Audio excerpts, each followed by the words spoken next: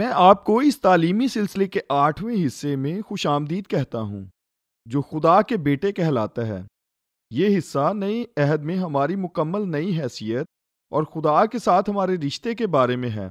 پرانے عہد میں بنی اسرائیل کا خدا سے رشتہ غلام کا سا تھا۔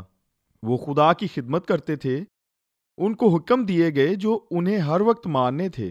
مگر نئے عہد میں ہمارا خدا سے رشتہ مکمل فرق ہے۔ اس میں ہم خدا کے بیٹے ہیں۔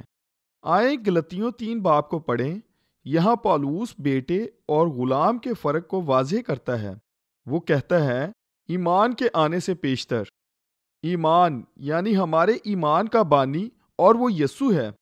ایمان کے آنے سے پیشتر شریعت کی ماتحتی میں ہماری نگہبانی ہوتی تھی، اور اس ایمان کے آنے تک جو ظاہر ہونے والا تھا ہم اس کے پابند رہے۔ پس شریعت مسیح تک پہنچانے کو ہمارا استاد بنی تاکہ ہم ایمان کے سبب سے راست باز ٹھہریں۔ استاد کے لیے جو یونانی لفظ استعمال ہوا ہے وہ پیڈاگوگوس ہے۔ وہ اس وقت کے رواج میں عام تھا۔ یہ ان دنوں کا رواج تھا جب صاحب حیثیت گھروں میں جب کوئی بچہ پیدا ہوتا تو وہ بچہ تو سمجھا جاتا مگر بیٹا نہیں، اور اس بچے کو پیڈاگوگوس کی نگہبانی میں دے دیا جاتا جو گھر کا غلام ہوتا تھا، اور وہ خادم اس بچے کی پرورش، اس کے رویے اور تعلیم کا ذمہ دار ہوتا تھا، یہاں تک کہ باپ کی بچے سے روبرو ملاقات بھی بہت کم ہوتی تھی۔ سب کچھ اس خادم کے حوالے کر دیا جاتا۔ اس دوران پیڈاگوگوس کا بچے سے جو رشتہ ہوتا تھا ویسا باپ کا بھی نہیں ہوتا تھا۔ اس وقت یہ ہی رواج تھا۔ یہاں پولس کہہ رہا ہے کہ پرانے عہد میں خدا کے لوگوں کا یہی حال تھا۔ ان کی خدا کے ساتھ قربت نہ تھی اور نہ ہی باپ سے روبرو ملاقات۔ وہ شریعت کی نگہبانی میں تھے اور شریعت پیڈاگوگوس کی طرح ان پر نظر رکھتی تھی۔ گلتیوں 4 باب کی پہلی آیت میں لکھا ہے، لیکن میں یہ کہتا ہوں کہ وارث وہ چھوٹا بچہ ہوتا ہے جو باپ کی ساری وراثت کو ایک دن حاصل کرتا ہے۔ وارث جب تک بچہ ہے اگرچہ وہ سب کا مالک ہے، اس میں اور غلام میں کچھ فرق نہیں۔ وہ اس دوران گھر کے غلام سے بہتر نہ ہوتا تھا۔ اس کو ہر کام بتایا جاتا، اس کو قربت حاصل نہ ہوتی، اس کو سہولیات بھی نہ دی جاتی، خادم اس پر حکمرانی کرتے اور اس دوران اس کے پاس غلام سے زیادہ کوئی اختیار نہ ہوتا، حالانکہ ایک دن اس نے مالک بننا ہوتا ہے اور ساری وراثت اس کی ہو جانی ہوتی ہے۔ وہ جو کچھ بھی ہوتا مگر اس دوران وہ غلام کی طرح ہی ہوتا تھا۔ جو میعاد باپ نے مقرر کی اس وقت تک سرپرستوں اور مختاروں کے اختیار میں رہتا۔ اس کا کیا مطلب ہے؟ اس کا مطلب یہ ہے کہ ایک ایسا دن آتا جس میں تقریب کی جاتی، جشن منایا جاتا، بالکل دعوت یا پارٹی کی طرح، جس میں سب کچھ تبدیل ہو جائے گا۔ یعنی اب وہ چھوٹا بچہ پھر کبھی بچہ نہیں بلکہ بیٹا کہلائے گا۔ وہ بچہ باپ کے گھر میں باضابطہ طور پر بیٹے کے طور پر قبول کیا جاتا ہے۔ آج ہمارے رواج میں یہ بڑی عجیب بات ہے، مگر اس وقت ایسا ہی تھا کہ وہ باپ کے گھر میں مقررہ میعاد کے بعد بیٹے کے طور پر رہتا، اور اب وہ بچہ نہیں کہلاتا۔ اور اس دن کے بعد سب کچھ بدل جاتا تھا۔ اگر ہم دیکھیں تو خدا نے بھی اپنے لوگوں سے اسی طرح برتاؤ کیا، اور پھر وہ وقت آیا جب خدا کے لوگ بھی خاندان میں بیٹوں کی حیثیت سے قبول کیے گئے، اور خدا نے ان سے ویسا برتاؤ کیا جیسا باپ بیٹے سے کرتا ہے۔ وہ میعاد کب پوری ہوئی؟ جب یسوع آیا اور اس نے صلیب پر اپنی جان دی۔ پس پولس 4 باب 4 آیت میں کہتا ہے، لیکن جب وقت پورا ہو گیا اور اس مقررہ وقت پر خدا نے اپنے بیٹے کو بھیجا جو عورت سے پیدا ہوا اور شریعت کے ماتحت پیدا ہوا۔ کیوں؟ تاکہ شریعت کے ماتحتوں کو مول لے کر چھڑائے۔ ہم اکثر کہتے ہیں کہ خدا چھٹکارا دلائے گا، اور اس نے چھڑایا۔ غور کیجئے کہ یسوع نے ہمیں شریعت کی ماتحتی سے چھڑایا تاکہ ہم بیٹوں کے طور پر قبول کیے جائیں۔ تاکہ ہماری باپ کے ساتھ قربت ہو، کیونکہ صلیب کے باعث سب کچھ تبدیل ہو چکا ہے۔ اب بیٹا بڑھتا جائے گا، وہ باپ کے ساتھ میز پر بیٹھے گا اور بیٹا گفتگو میں شامل ہوگا اور وہ خاندانی کاروبار پر بات کریں گے اور ایک ساتھ کام کریں گے۔ پس وقت پورا ہونے کے بعد سب کچھ تبدیل ہو چکا ہے۔ بے شک صلیب کے سبب سے سب کچھ تبدیل ہوا ہے۔ کسی بھی گھرانے میں آنے والی اس تبدیلی کو دو چیزیں ظاہر کرتی ہیں۔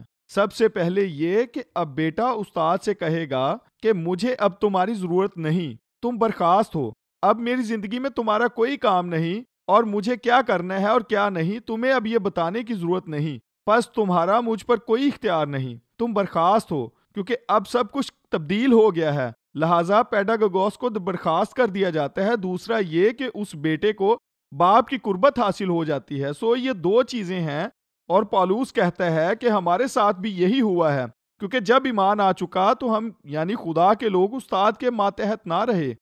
یہ استاد کون ہے؟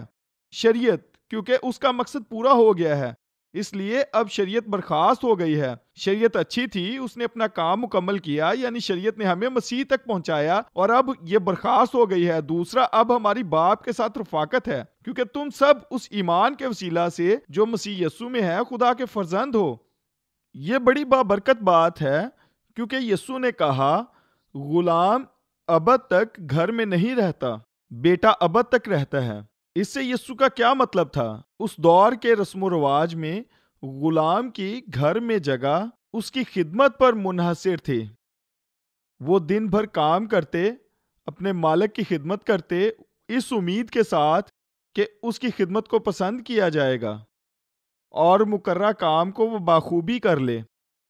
مگر یہ غلام دن بھر پریشان بھی رہتا تھا، کیونکہ اگر اس کا کام ٹھیک نہ ہو تو اس غلام کو برخاست کر دیا جاتا تھا۔ وہ ہمیشہ تک قائم نہیں رہتا۔ یہ سب غلام کے کام پر منحصر تھا، پس اسے دن بھر کام کرنا پڑتا اور پھر دن کے آخر میں وہ کام مالک کے منظور نظر ہوتا۔ وہ رات کو تو سو جاتا، مگر جیسے ہی وہ اگلی صبح اٹھتا یہ سلسلہ دوبارہ شروع ہو جاتا، کیونکہ وہ جانتا تھا کہ غلام ہمیشہ قائم نہیں رہتا۔ اس کے غلام ہونے کی وجہ سے اس کا کوئی حق نہ ہوتا، سب کچھ اس کے کام پر منحصر تھا۔ مگر بیٹے گھر میں مکمل فرق بنیاد پر رہتے تھے۔ اس گھر میں اس کی جگہ اس کے خاندان کے ساتھ رشتے پر منحصر تھی، کیونکہ وہ بیٹا ہے، اس لیے وہ ابد تک قائم رہے گا۔ بیٹا ہمیشہ کے لیے بیٹا ہوتا ہے اور اس کی ہمیشہ گھر میں جگہ ہوتی ہے۔ پس نئے عہد میں ایسا ہی ہے، کیونکہ ہم بیٹے ہیں اس لیے ہمیں ضمانت حاصل ہے۔ پس ایمانداروں کے لیے اب کسی نے پیڈاگوگوس یعنی شریعت کی جگہ لے لی ہے، مگر وہ کون ہے؟ وہ پاک روح ہے۔ پاک روح نے پیڈاگوگوس کی جگہ لے لی ہے۔ لکھا ہے اگر تم روح کی ہدایت سے چلتے ہو تو شریعت کے ماتحت نہیں رہے۔ ہم خدا کے ساتھ اپنا تعلق یا تو روح کے وسیلے قائم کر سکتے ہیں یا شریعت کے وسیلہ سے، مگر ایک وقت میں دونوں کے وسیلہ نہیں کر سکتے۔ دونوں کے وسیلہ نہیں بلکہ صرف ایک کے وسیلہ۔ پرانے عہد نامہ میں شریعت کے وسیلہ سے اور نئے عہد نامے میں روح کی ہدایت سے۔ آئیں تھوڑی دیر اور اسی بات پر سیکھیں۔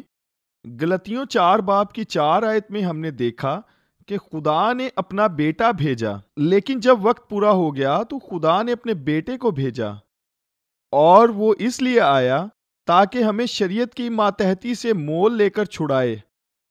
اور اب ہم 6 آیت پڑھیں گے، اور چونکہ تم بیٹے ہو اس لیے خدا نے اپنے بیٹے کا روح، غور کیجئے اپنا روح نہیں، اپنے بیٹے کا روح ہمارے دلوں میں بھیجا، جو ابا یعنی اے باپ کہہ کر پکارتا ہے۔ پس کیا فرق ہے؟ مسیح میں ہماری بیٹے کی حیثیت ہے۔ خدا نے یسوع کو اس لیے بھیجا تاکہ ہم گھر میں غلام کی حیثیت سے نہیں بلکہ بیٹے کی حیثیت سے رہیں۔ یسوع نے یہ حیثیت ہمیں دی ہے، اور خدا نے پاک روح اس لیے بھیجا تاکہ ہم فرزندیت کا تجربہ کریں۔ اس نے اپنے بیٹے کا روح بھیجا تاکہ ہم ہر وقت ابا یعنی اے باپ کہہ کر پکار سکیں، اور اسی طرح سے اب ہمارا خدا سے رشتہ ہے۔ دوسرے لفظوں میں پاک روح اس لیے دیا تاکہ ہم باپ کی حضوری میں بالکل ویسا ہی محسوس کریں جیسا یسوع کرتا ہے۔ یہ بابرکت ہے نا؟ اس لیے پولوس نے بڑی سمجھداری سے یہ جملہ لکھا، اس نے روح بھیجا، یعنی اس نے پاک روح بھیجا۔ وہ دانستہ طور پر کہتا ہے کہ یہ وہی شخص یعنی خدا نے اپنے بیٹے کا روح ہمارے دلوں میں بھیجا تاکہ آپ باپ کی حضوری میں بالکل یسوع کی طرح محسوس کریں۔ یہ بہت بابرکت ہے، مگر ایک خطرناک بات بھی ہے، اور یہ وہ ہے کہ ہم پھر سے باپ کے ساتھ اپنا رشتہ پرانے عہد کے لوگوں جیسا بنا لیتے ہیں، اور غلطیوں نے یہ ہی کیا تھا۔ وہ گمراہ ہو کر اور فریب میں آ کر واپس شریعت کی ماتحتی میں جا رہے تھے، اور ایک دفعہ وہ شریعت میں چلے جاتے تو انہوں نے مذہب پرستی شروع کر دینی تھی، اور پھر سے شریعت کی فرمانبرداری کی بنیاد پر انہوں نے خدا کے ساتھ تعلق بنانا تھا، اور ضرور تھا کہ پولوس ان سے بات کرے۔ 4 باب کی 9 آیت میں لکھا ہے، مگر اب جو تم نے خدا کو پہچانا بلکہ خدا نے تم کو پہچانا تو ان ضعیف اور نکمی ابتدائی باتوں کی طرف کسی طرح پھر رجوع ہوتے ہو جن کی دوبارہ غلامی کرنا چاہتے ہو۔ تم دنوں اور مہینوں اور مقررہ وقتوں اور برسوں کو مانتے ہو۔ وہ کہتا ہے، مجھے تمہاری بابت ڈر ہے، کہیں ایسا نہ ہو کہ جو محنت میں نے تم پر کی ہے بے فائدہ جائے۔ کیا آپ دیکھ رہے ہیں؟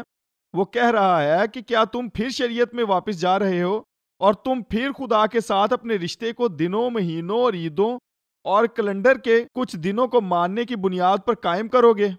تم کیوں ایسا کر رہے ہو؟ یہ نادانی ہے۔ یہ اس بچے کی طرح ہے جو کئی سالوں سے پیڈاگوگوس کے ماتحت رہا ہو، اور وہ اس دن کا بے صبری سے انتظار کرتا ہے جب وہ اس کی ماتحتی سے آزاد ہو اور اسے برخاست کرے، تاکہ وہ اپنے گھرانے میں آ سکے اور میز کے گرد بیٹھ سکے اور باپ کی قربت سے لطف اندوز ہو۔ مگر یہ اس بچے کی طرح ہے جو دوبارہ پیڈاگوگوس کی ماتحتی میں چلا جائے۔ تم کیوں ایسا کر رہے ہو؟ ایسا صرف نادان ہی کر سکتے ہیں۔ یہ دونوں ایک دوسرے سے مکمل فرق ہیں، اور یہی غلطیہ کے لوگ کر رہے تھے، اور یہی آج بہت سارے مسیحی کر رہے ہیں، اور آخرکار ایک بیٹے کی ذہنیت کی نسبت وہ غلام کی ذہنیت کا شکار ہو گئے ہیں، اور غلامانہ ذہنیت شریعت کو ظاہر کرتی ہے اور قانون دینے والوں کو دیکھتی ہے، کیونکہ جہاں قانون ہے وہاں اس کا مطلب ہے قانون دینے والا بھی ہے، اور پھر شریعت کی شرائط بھی عائد کریں گے، اور ضروری ہے کہ آپ ان سب کی صحیح طرح فرمانبرداری کریں۔ مجھے معلوم ہے کہ آپ نے اس کا تجربہ کیا ہوگا، اور یہی مذہب پرستی ہے، اور خدا بالکل نہیں چاہتا کہ آپ اس طرح کریں۔ باپ سے ہماری قربت ہمارے بیٹے ہونے کی حیثیت کو ظاہر کرتی ہے، اور اس میں کسی کو یہ بتانے کی ضرورت نہیں کہ ہمیں کیا کرنا ہے، کیونکہ ہم شریعت کے ماتحت نہیں بلکہ روح کی ہدایت سے چلتے ہیں۔ ہم لوگوں سے یہ کہہ سکتے ہیں کہ بہت شکریہ ہمیں یہ بتانے کا کہ ہمیں کیا کرنا ہے، مگر ہمارا اپنا خدا کے ساتھ رشتہ ہے، اس لیے آپ کو بتانے کی ضرورت نہیں۔ پاک روح ہم میں رہتا ہے اور ہم اس کی ہدایت پر چلتے ہیں۔ یہ سوچ ظاہر کرتی ہے کہ ہم نئے عہد میں ہیں۔ پولوس 8 باب کی 14 آیت میں کہتا ہے، اس لیے کہ جتنے خدا کی روح کی ہدایت سے چلتے ہیں وہ ہی خدا کے بیٹے ہیں۔ خدا چاہتا ہے کہ اپنی زندگی کے لیے ہم خود اس کی آواز کو سنیں۔ جب ہم خدا کے ساتھ درمیانی کے وسیلہ تعلق رکھتے ہیں تو اس کا مطلب ہم پرانے عہد کی ذہنیت رکھتے ہیں۔ اور میرے لیے افسوس ہوتا ہے کہ چرچ میں اس طرح کی بہت زیادہ تعلیم دی جا رہی ہے۔ لوگ منسٹریز کی طرف نبوتی کلام کے لیے بھاگتے ہیں کہ کیا خدا نے میرے لیے آپ سے کوئی کلام کیا؟ اکثر لوگ میرے پاس آتے ہیں کیونکہ میں پاسٹر ہوں اور کہتے ہیں کہ آپ مجھے بتائیں کہ اس صورتحال میں مجھے کیا کرنا چاہیے۔ میں سب کو ایک ہی جواب دیتا ہوں، اور وہ یہ ہے، بھلا خدا مجھے کیوں بتائے گا کہ آپ کو کیا کرنا ہے؟ خدا آپ کو کیوں نہیں بتائے گا؟ یہ بات سمجھ میں نہیں آتی۔ خدا کا آپ سے رشتہ ہے، اور جب آپ اس سے پوچھیں گے تو وہ آپ کو بتائے گا، وہ آپ کو ضرور بتائے گا۔ ایک شخص نے مجھے کال کی، اور وہ شخص ایک بڑا فیصلہ کرنا چاہتا تھا۔ وہ کاروبار میں $10 لاکھ کی سرمایہ کاری کرنا چاہتا تھا، اور اس نے کہا میرے پاس ایک بہت اچھا موقع ہے، آپ کا خیال کیا ہے، مجھے کیا کرنا چاہیے؟ میں نے اس سے کہا مجھے پتا ہے کہ آپ کو اس صورتحال میں کیا کرنا چاہیے۔ اس نے کہا آپ کو معلوم ہے؟ میں نے کہا ہاں۔ آپ کو خدا سے پوچھنا چاہیے اور وہ آپ کو بتائے گا۔ دیر نہ کرو، کسی اور کے ذریعے یا کسی درمیانی کے وسیلے خدا تک رسائی نہ کرو۔ خدا اور انسان کے درمیان نئے عہد میں صرف ایک درمیانی ہے، یعنی یسوع۔ وہ آپ کا عظیم سردار کاہن ہے۔ اس کے وسیلے باپ کے پاس جائیں، خدا کے ساتھ اپنے رشتے کو سمجھیں، ورنہ آپ ہمیشہ خدا کو جاننے کے لیے دوسروں کی طرف دیکھیں گے، اور جب وہ آپ کو بتائیں گے تو وہ آپ کو اپنے ماتحت رکھیں گے، اور پھر جیسے گلتی غلامی میں چلے گئے ویسے ہی آپ بھی غلامی میں پھنس جائیں گے۔ مجھے وہ وقت یاد ہے جب میں پاسبانی خدمت سر انجام دے رہا تھا اور میں کسی کے ساتھ ملنا چاہتا تھا۔ شہر میں ہمارے چرچ کی کئی شاخیں تھیں جہاں ہم پاسبانی خدمت کر رہے تھے، اور میں کسی دوسرے چرچ کے ساتھ مل کر بھی خدمت کرنا چاہتا تھا۔ ہمارے چرچ کی دوسری شاخ کے ساتھ مل کر ہم بشارتی کروسیڈ کروانا چاہتے تھے، اور پھر ہم اکٹھے ہوئے اور ساری منصوبہ بندی کی، مگر ایک بات پر ہم میں اختلاف تھا، اور وہ جگہ تھی۔ ظاہر ہے میں چاہتا تھا کہ یہ میرے چرچ میں عبادت ہو، جبکہ وہ اپنے علاقے میں چاہتا تھا تاکہ اس کے مقامی لوگوں کو فائدہ ہو۔ اور پھر پتہ ہے اس نے مجھے کیا کہا؟ اس نے کہا ہم کرہ ڈال لیتے ہیں۔ میں نے کہا تم ضرور مذاق کر رہے ہو، پر اس نے کہا نہیں، بلکہ یہ کلام کے مطابق ہے۔ میں نے کہا کرہ ڈالنا پرانے عہد نامے میں تھا، مگر اس نے کہا نہیں، شاگردوں نے اعمال پہلے باب میں بھی کرہ ڈالا، اور وہ صحیح کہہ رہا تھا۔ آپ جانتے ہیں جب یہودا کی جگہ انہوں نے رسول کا چناؤ کرنا تھا تو انہوں نے کرہ ڈالا، اور میں نے سوچا وہ صحیح کہہ رہا ہے، مگر پھر بھی مجھے صحیح محسوس نہیں ہو رہا تھا۔ اور پھر خدا نے مجھ پر اسے یوں ظاہر کیا، اعمال پہلا باب، اس میں ایک چیز منفرد ہے، پوری بائبل میں ایک ایسی چیز منفرد، اور وہ کیا ہے؟ آپ جانتے ہیں یسوع جا چکا تھا مگر روح القدس ابھی تک نازل نہ ہوا تھا، اور اس نے کہا انتظار کرو جب تک وہ نہ آ جائے، پھر وہ تمہاری سچائی سے رہنمائی کرے گا۔ کیا یہی سچ نہیں؟ اور پھر جب وہ آئے گا تو وہ رہنمائی کرے گا۔ ہم روح القدس کی ہدایت سے چلتے ہیں، اور نئے عہد میں ہماری قربت کا نیا درجہ ہے، جس کی بنیاد ہمارا نیا رشتہ ہے۔ اب کوئی انسان ہمارے اور خدا میں درمیانی نہیں ہے۔ در حقیقت ایک وعدہ، یعنی نئے عہد کے بہتر وعدوں میں سے ایک وعدہ یہ ہے کہ ہر شخص اپنے ہم وطن اور اپنے بھائی کو یہ تعلیم نہ دے گا کہ تو خداوند کو پہچان، کیونکہ چھوٹے سے بڑے تک سب مجھے جان لیں گے۔ مجھے یہ بہت پسند ہے۔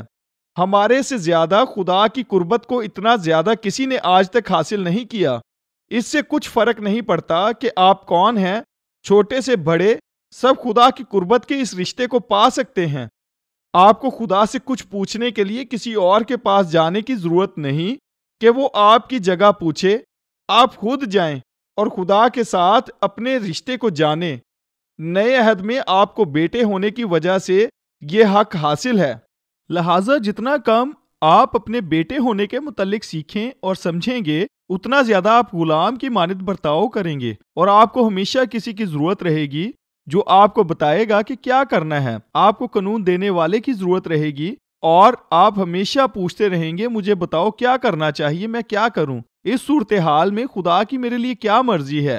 ان سے نہ پوچھیں، خدا سے پوچھیں۔ نئے عہد میں یہ آپ کا استحقاق ہے۔ یسوع نے کہا میری بھیڑیں میری آواز سنتی ہیں، اور ہمیں ضرورت ہے کہ خدا کے ساتھ اس رشتے میں اس کی آواز بھی سمجھیں، اور جب وہ ہم سے بات کر رہا ہو تو اس کی آواز کو پہچانیں۔ یاد کیجئے جب سیموئل نے پہلی بار خدا کی آواز کو سنا تو وہ نہ سمجھا کہ یہ خدا کی آواز ہے۔ اس نے نہیں سوچا کہ یہ خدا کی آواز ہے، اس نے سمجھا کہ ایلی نے بلایا ہے۔ خدا نے کہا سیموئل سیموئل، اور وہ ایلی کے پاس چلا گیا کہ کیا تجھے کچھ چاہیے؟ نہیں، مجھے کچھ نہیں چاہیے، آپ نے مجھے بلایا؟ نہیں، میں نے نہیں بلایا، جا پھر لیٹ جا۔ سو وہ جا کر لیٹ گیا، اور اس نے پھر خدا کی آواز سنی، سیموئل، اور وہ پھر بھاگا گیا، تو نے مجھے پکارا سو میں حاضر ہوں۔ اس نے کہا اے میرے بیٹے، میں نے نہیں پکارا، پھر لیٹ جا۔ پھر تیسری دفعہ خدا نے پکارا، اور وہ بھاگ کر اندر گیا، اور سیموئل نے کہا تو نے ضرور مجھے بلایا ہے۔ سو ایلی جان گیا کہ خداوند نے اس لڑکے کو پکارا ہے۔ اس لیے ایلی نے سیموئل سے کہا اگر وہ تجھے پکارے تو کہنا اے خداوند فرما، کیونکہ تیرا بندہ سنتا ہے۔ آج ہمیں اس کو جاننے کے لیے اس کی آواز کو پہچاننا ہوگا۔ آپ کہیں گے کہ ہم ایسا کس طرح سے کریں؟ میرے خیال سے کچھ چیزیں بائبل میں بڑی واضح ہیں۔ بائبل کہتی ہے کہ ہماری زندگی میں پاک روح امپائر کی مانند ہے۔ پاک روح ہماری رہنمائی اور ہدایت کرتا ہے، مگر وہ ایسا کس طرح کرتا ہے؟ وہ ایسا اطمینان کی موجودگی اور غیر موجودگی کے وسیلے کرتا ہے۔ جب ہم کسی چیز کے لیے دعا کرتے ہیں تو اگر وہ صحیح ہو تو ہم اپنے باطن میں اطمینان محسوس کرتے ہیں۔ ہم اس کی وضاحت نہیں کر سکتے مگر اس اطمینان کو محسوس کر سکتے ہیں۔ ہم کسی طرح کی بے چینی یا پریشانی محسوس نہیں کرتے۔ ہو سکتا ہے کہ وہ صورتحال ٹھیک نہ لگ رہی ہو، مگر ہم اسے کرنے کے لیے اپنے اندر اطمینان کو محسوس کرتے ہیں، اور یہی خدا کا اطمینان ہے، اور یہ پاک روح ہی کا کام ہے۔ جب بائبل کہتی ہے کہ خدا کا اطمینان تمہیں محفوظ رکھے اور تمہاری رہنمائی کرے، تو اس کا مطلب امپائر کا کام ہے۔ امپائر ہی فیصلہ کرتا ہے کہ اگر گیند لائن کے اوپر ہو تو وہ ہی بتاتا ہے کہ گیند اندر کی جانب ہے یا باہر کی جانب، وہ اندر کہتا ہے یا باہر۔ اسی طرح جب ہم خدا سے دعا کرتے ہیں تو یہ ایسے ہی ہے کہ ہم سنیں اندر تو آگے بڑھیں، اور آگے باہر تو پیچھے ہو جائیں۔ یعنی مجھے اس کے متعلق صحیح محسوس نہیں ہو رہا، اس میں اطمینان موجود نہیں، مجھے بے چینی محسوس ہو رہی ہے۔ لہٰذا پاک روح ہماری رہنمائی کرتا ہے، اور ہمیں پاک روح کی رہنمائی کو سمجھداری سے جاننا اور اس کے لیے تیار رہنا ہے۔ ایک اور چیز جو میں نے سیکھی ہے وہ یہ ہے کہ جتنا زیادہ آپ خدا کی شخصیت کو جانیں گے اتنا زیادہ آپ خدا کی آواز کو پہچان سکیں گے، کیونکہ اس کی ذات اور کلام دونوں مساوی اور یکساں ہیں۔ میں نے اپنی ایک کتاب جو نئے عہد کے متعلق تھی، اس میں ایک امریکی شخص کی کہانی بتائی ہے، ایک مسیحی جس نے بائبل میں پڑھا تھا کہ چرواہا بھیڑوں کی رہنمائی کرتا ہے، مگر کیونکہ آسٹریلیا اور امریکہ میں طریقہ فرق ہے، ہم بھیڑوں کو چلاتے ہیں، ہم نے بھیڑوں کی رکھوالی والے کتے رکھے ہوئے ہیں اور ہم بھیڑوں کے پیچھے چلتے ہیں، مگر مشرق وسطی میں چرواہا جاتا پکارتا اور بھیڑیں پیچھے چلتی ہیں۔ پس یہ بات اس امریکی کے لیے حیران کن تھی، اور وہ اسرائیل چلا گیا اور سب سے پہلے اسرائیل کے ثقافتی علاقہ میں جا کر یہ دیکھنا چاہتا تھا۔ اس دن ساری بھیڑیں علاقے میں تھیں اور وہ چرواہے کو بھیڑوں کو چراتے دیکھنا چاہتا تھا۔ وہ وہاں بیٹھ گیا اور پھر ایک دم اس نے افراتفری اور با کی آواز سنی اور بھیڑیں آ رہی تھیں۔ وہ دیکھنے کے لیے کھڑا ہو گیا، مگر ان کے پیچھے ایک آدمی تھا جو ان پر چلا رہا تھا، انہیں ڈرا رہا تھا، اور یہاں تک کہ ان کو پچھلی ٹانگوں سے اٹھا بھی رہا تھا اور انہیں مار مار کر آگے بھیج رہا تھا۔ وہ بہت حیران اور پریشان ہو گیا۔ وہاں کے مقامی نے اس کے چہرے پر اس پریشانی کو دیکھ کر اس سے پوچھا کہ کیا ماجرا ہے۔ اس نے کہا، جیسا ہو رہا ہے ایسا نہیں ہونا چاہیے، چرواہے کو تو ان بھیڑوں کی رہنمائی کرنی چاہیے تھی، مگر یہاں ایسا کچھ نہیں ہے۔ اس مقامی نے کہا، یہ چرواہا نہیں بلکہ یہ تو کسائی ہے۔ مجھے لگتا ہے کہ ہم میں سے کئی لوگوں نے پلپٹ سے کسائیوں ہی کو سنا ہے۔ وہ چرواہے نہیں بلکہ یسوع ہمارا چرواہا ہے۔ وہ حلیمی سے ہماری رہنمائی کرتا ہے اور وہ اپنی مدھم خوبصورت آواز سے ہمیں آگے بڑھاتا ہے۔ کسی نے ایک دفعہ کہا کہ خدا رہنمائی کرتا ہے جبکہ ابلیس دھکیلتا ہے۔ ابلیس ہمیشہ اس اطمینان سے جو ہمارے دل میں ہے اس کے مخالف دھکیلے گا، اور یہ خدا کا کردار نہیں، وہ ایسا کبھی نہیں کرے گا۔ جو کچھ ایمان سے نہیں وہ گناہ ہے۔ پس جس کام کو کرنے کے لیے آپ کے اندر خدا کا اطمینان نہیں، خدا آپ کو وہ کرنے کے لیے نہیں کہے گا۔ لہٰذا ہم نے سیکھا کہ ہم کیسے خدا کی آواز کو سن سکتے ہیں اور ہمارا رشتہ کیسے بڑھا، اور خدا سے اپنی قربت کے متعلق آئیں اس حصے کا اختتام لوکا 11 باب میں یسوع کی تعلیم پر غور کرتے ہوئے کریں۔ مختصراً لوکا 11 باب اس حوالے میں شاگرد یسوع کو دعا کرتے دیکھتے ہیں اور یسوع سے کہتے ہیں کہ ہمیں دعا کرنا سکھا۔ لوکا 11 باب کی پہلی آیت میں لکھا ہے، پھر ایسا ہوا کہ وہ کسی جگہ دعا کر رہا تھا، جب کر چکا تو اس کے شاگردوں میں سے ایک نے اس سے کہا، اے خداوند، جیسا یوحنا نے اپنے شاگردوں کو دعا کرنا سکھایا تو بھی ہمیں سکھا۔ اس نے ان سے کہا، جب تم دعا کرو تو کہو، اے باپ، پہلی چیز اسے جلدی سے پڑھتے نہ جائیں، بلکہ یہ بہت اہم بات ہے۔ اور یسوع اسے سمجھانا چاہتا ہے کہ جب آپ دعا کریں تو خدا باپ کہہ کر پکاریں، کہیں اے ہمارے باپ۔ اور پھر یسوع آگے بڑھتا ہے اور ہم 5ویں آیت کو دیکھتے ہیں۔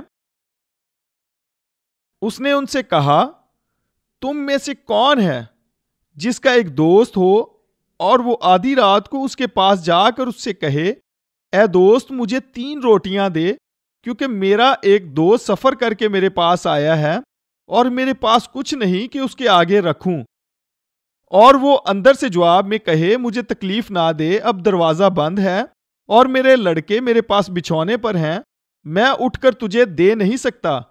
میں تم سے کہتا ہوں اگرچہ وہ اس سبب سے کہ اس کا دوست ہے اٹھ کر اسے نہ دے تو بھی اس کی بے حیائی کے سبب سے اٹھ کر جتنی درکار ہے اسے دے گا۔ پس میں چاہتا ہوں کہ چند باتوں پر غور کیجئے۔ کئی دفعہ لوگ کہتے ہیں کہ ہم خدا کے دوست ہیں۔ یسوع نے کہا اب سے میں تمہیں نوکر نہ کہوں گا کیونکہ نوکر نہیں جانتا کہ اس کا مالک کیا کرتا ہے، بلکہ تمہیں میں نے دوست کہا ہے۔ واحد یہ حوالہ ہے جہاں یسوع نے ایسا کہا، اور یہ بہت اہم وقت تھا کیونکہ یہ پرانے عہد کا آخری دن تھا۔ یہ بڑی دلچسپ بات ہے، اب سے میں تمہیں نوکر نہ کہوں گا۔ یہ صلیب سے پچھلا دن تھا۔ نوکر نہیں جانتا کہ اس کا مالک کیا کرتا ہے، مگر ہمیں باپ کی قربت حاصل ہو گئی ہے۔ اس نے زمین پر اپنے منصوبوں اور مقاصد میں ہمیں شامل کر لیا ہے۔ ہم خدا کے ہم خدمت ہیں۔ یہ نہایت مبارک بات ہے کہ ہم خدا کے خاندان اور اس کے کام کا حصہ بن گئے۔ پس یہ شاندار بات ہے، جب میں نے نجات پائی تو ہم ہر منگل کی شام کو دعائیہ عبادت پر جایا کرتے تھے۔ اکثر یہ حوالہ پڑھا جاتا تھا اور یہ ہی پیغام ہمیں دیا جاتا تھا کہ ہمیں آسمان کا دروازہ کھٹکھٹانا ہے۔ کھٹکھٹاؤ، آسمان کا دروازہ کھٹکھٹاؤ، دروازے کھٹکھٹاتے رہو، اسے آرام نہ کرنے دو، دراصل اسے پریشان کرو۔ سامنے والا دروازہ کھٹکھٹاؤ، پچھلا دروازہ کھٹکھٹاؤ، لگاتار کھٹکھٹاؤ اور آسمان کے دروازوں کو ہلا کر رکھ دو جب تک جواب نہ آئے۔ تب تک آسمان کے دروازے کو خوب کھٹکھٹاؤ۔ اس طرح کی اصلاحات استعمال کی جاتی ہیں، اور پھر ہمارے لگاتار کھٹکھٹانے سے خدا تنگ آ جائے گا اور ہمیں وہ سب بخش دے گا جو ہم مانگ رہے ہیں۔ جبکہ اس بات کی سمجھ مجھے کافی عرصے بعد آئی، یسوع اس حوالے میں یہ نہیں سکھا رہا، بلکہ یسوع یہاں موازنہ کر رہا ہے۔ وہ کہہ رہا ہے کہ ایک شخص تھا جس کا دوست اس کے گھر کے ساتھ ہی رہتا تھا۔ ایک دن اس کے گھر اس کے کچھ دوست آ گئے جن کی اسے توقع نہ تھی، اور اسے روٹیوں کی ضرورت تھی، اس لیے اس نے اس شخص کا دروازہ کھٹکھٹایا، مگر یہ شخص دوستی کی خاطر بھی نہ اٹھا۔ پس خدا کا دوست ہونے کا مطلب یہ نہیں تھا کہ آپ کے لیے وہ کچھ کرے گا۔ کیا اس کے بار بار کھٹکھٹانے کی وجہ سے اسے کچھ دیا؟ نہیں، بلکہ دیکھیں اس نے کیا کہا، مجھے تکلیف نہ دے کیونکہ دروازہ اب بند ہے۔ مگر غور کیجئے اس کے بعد اس نے کیا کہا، میرے بچے میرے پاس بچھونے پر ہیں۔ ہم ہمیشہ اس باہر کھڑے دوست پر غور کرتے ہیں جو خدا کے گھر سے باہر تھا، خاندان سے باہر، اور کھٹکھٹا رہا ہے تاکہ خدا سے کچھ حاصل کرے۔ یہ صورتحال ہے، مگر خدا کہہ رہا ہے میں اپنے لڑکوں کے ساتھ اندر ہوں، میرے بھی بچے بڑے ہو گئے ہیں، بلکہ اب پوتے پوتیاں بھی ہیں، اور جب وہ میرے پاس آ کر رہتے ہیں اور جیسے ہی وہ صبح اٹھتے ہیں تو میں ان سے پوچھتا ہوں کہ ناشتے میں کیا کھاؤ گے۔ مجھے ان کی خدمت کرنا اور جو انہیں چاہیے انہیں دینا اچھا لگتا ہے، اور آپ آج کے بچوں کو جانتے ہی ہیں، مجھے ان بچوں کو مینیو دینا پڑتا ہے، کسی کو ٹوسٹ چاہیے، کسی کو انڈا، کسی کو کچھ اور، کسی کو کچھ اور۔ مجھے خوشی ہوتی ہے ان کے لیے یہ سب کرنے میں، یہاں تک کہ وہ خود جا کر فریج میں سے جو چاہیے ہوتا ہے لے لیتے ہیں۔ مگر کیا میرا دوست آ کر ایسے فریج میں سے کچھ لے سکتا ہے؟ کیا میرا ہمسایہ آ کر میرے گھر میں کچھ کھانے کو لے سکتا ہے؟ نہیں، مجھے وہ اچھے لگتے ہیں مگر اتنے نہیں، کیونکہ ہمارا رشتہ فرق ہے اور میرا خاندان فرق ہے۔ آپ دونوں میں فرق دیکھ سکتے ہیں۔ یسوع نے کہا یا باپ نے کہا، پھر وہ 9 آیت میں کہتا ہے، پس میں تم سے کہتا ہوں، یعنی خدا کے بیٹوں سے کہتا ہوں، جب تم دعا کرو تو کہو اے باپ، اور تم سے کہتا ہوں مانگو تو تمہیں دیا جائے گا، اس دوست کی طرح نہیں جسے وہ اٹھ کر جواب بھی نہیں دینا چاہتا۔ ڈھونڈو تو پاؤ گے، دروازہ کھٹکھٹاؤ تو تمہارے واسطے کھولا جائے گا، کیونکہ جو کوئی مانگتا ہے اسے ملتا ہے، اور جو ڈھونڈتا ہے وہ پاتا ہے، جو کھٹکھٹاتا ہے اس کے واسطے کھولا جائے گا۔ پھر وہ کہتا ہے، تم میں سے ایسا کون سا باپ ہے کہ جب اس کا بیٹا دوست نہیں روٹی مانگے تو اسے پتھر دے، یا مچھلی مانگے تو مچھلی کے بدلے اسے سانپ دے، یا انڈا مانگے تو اسے بچھو دے؟ बस जब तुम बुरे होकर अपने बच्चों को अच्छी चीजें देना जानते हो तो आसमानी बाप अपने मांगने वालों को रूहुल कुद्दस क्यों ना देगा। और मत्ती की अंजील में लिखा है मांगने वालों को अच्छी चीजें क्यों ना देगा। गौर कीजिए इस सारी तालीम पर जिसका फर्क नुक्ता नजर है।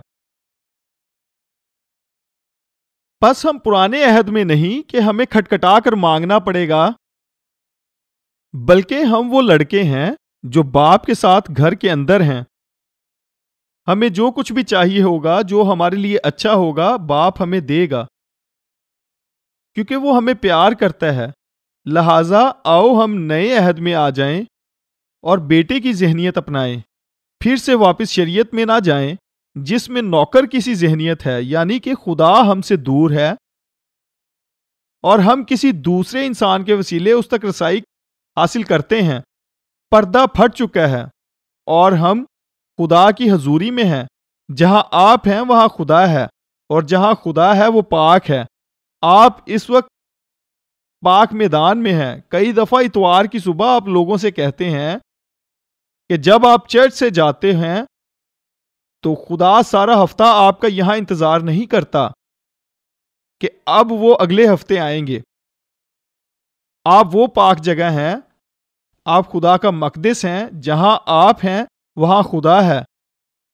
वो आपका बाप है और आप उसके साथ हैं। आमीन, आमीन।